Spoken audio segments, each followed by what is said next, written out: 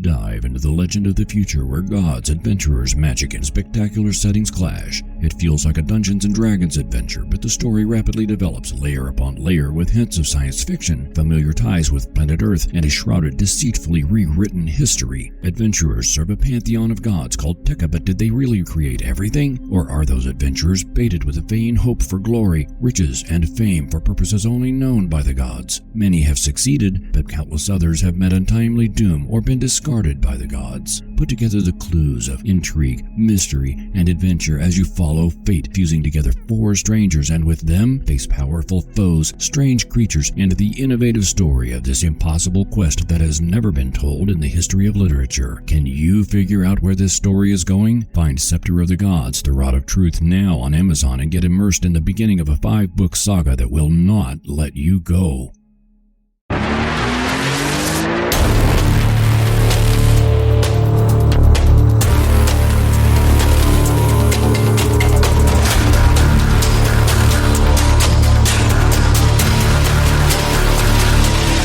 Good morning and welcome to the Motivational Devotional, where we are merging motivation and spirituality to create a daily dose of confident positivity.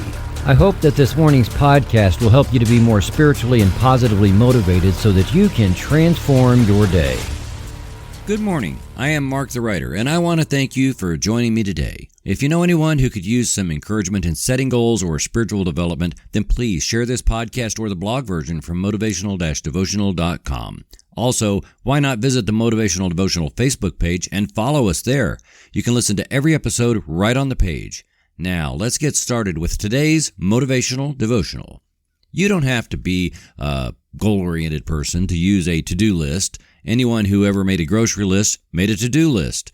Lots of people jot down a few things that need to get done, and people who manage others often hand out task lists for a work shift. It's just a thing we do, isn't it, to make sure the important things get done, since we all can get sidetracked with things? I have spent the majority of these motivational devotional episodes talking about the importance of having a lifelong dream, which is actually the most important thing if you want the life you were born to live. That's not just handed to you. You have to see it and become it, and that starts with having a dream. That dream is not just something you pull out of the blue either. It is something already written in your heart, and clarifying your dream is a matter of getting yourself in tune enough with the universe that you can see it. Then you see it more clearly, and you write it down, and you start to live into it. To live into your lifelong dream, you must have goals. We've all got to have goals, but it doesn't work well to have more than 2 or 3 really important goals, because then it gets unmanageable. Those goals have to get a person closer to realizing and fulfilling that lifelong dream. So that's why I've spent nearly every podcast talking about those to some degree. I haven't spent too much time talking about a task list because I feel that's just kind of a given. I have a task list every day. I have a task list that I wrote up at the beginning of the year with things to do that I knew I wouldn't get to for weeks, but they're on there. My task list keeps me on track because it lines up with my goals, which line up with my dream. So I titled this piece the Un-to-do list, which isn't a task list, and it isn't a to-do list. It sounds like it would be the opposite of those things, doesn't it? Well, if the to-do list keeps me on track, you might think, why would you want the opposite of that? The un-to-do list is not the opposite of getting things done, and it is not the opposite of staying on track. What it is it's the opposite of the list.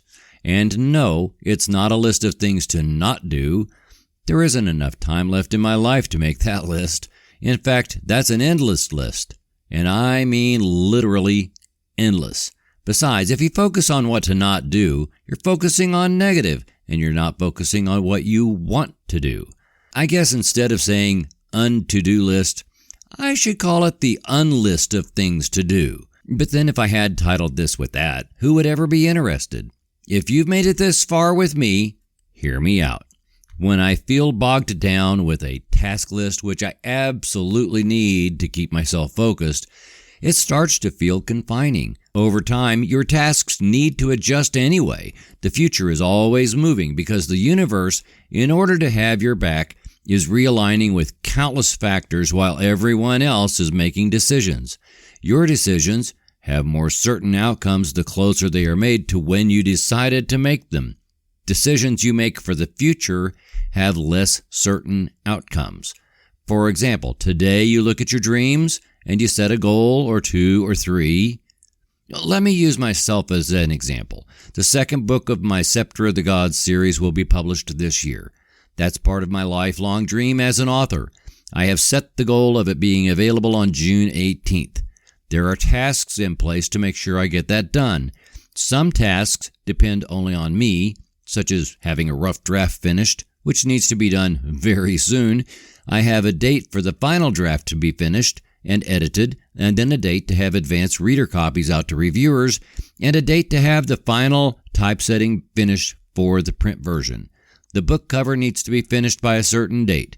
All of those things are on a to-do list, and each of those has little steps, and a lot of those depend on other people doing things by a certain time. So it all remains fluid with the approaching date of June 18, staying firm. So now all those to-do lists and the goals are sometimes crunching together at a pace that while the dream is absolutely set in stone and the goal of June 18 is set in stone, the further away from when I wrote all this down at the end of December, the more likely it is things will need to change.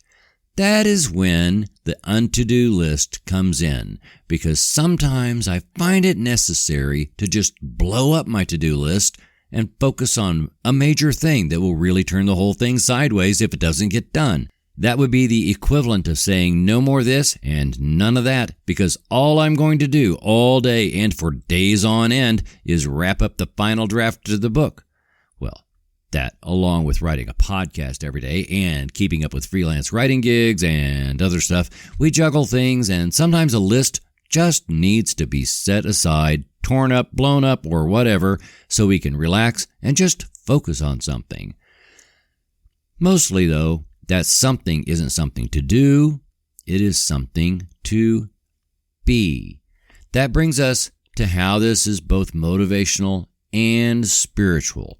First, relax.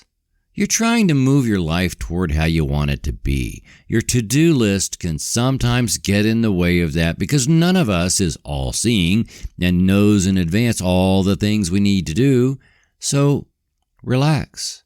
Stop being so busy. It's okay to set it aside temporarily. Second, focus. Focus on the dream. Focus on your goals. And recognize when the to-do list isn't matching up and it needs some rethinking.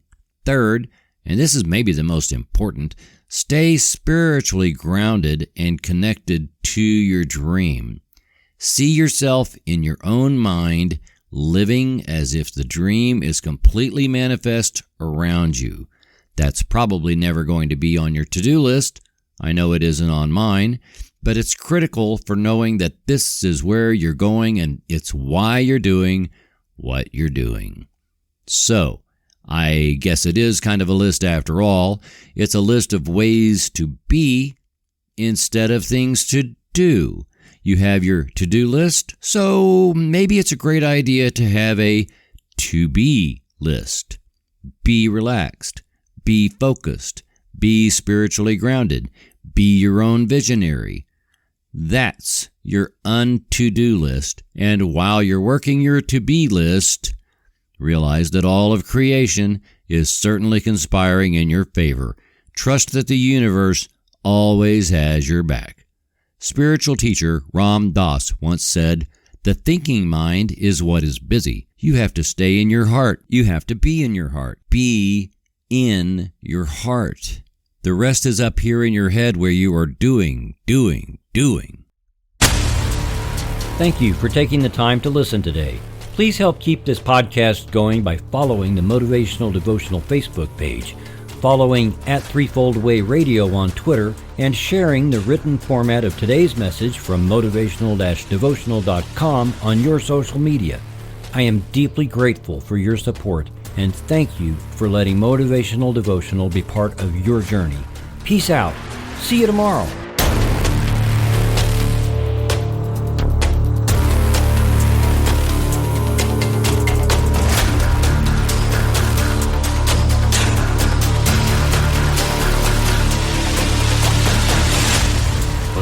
Devotional is a production of Threefold Way Radio, LLC.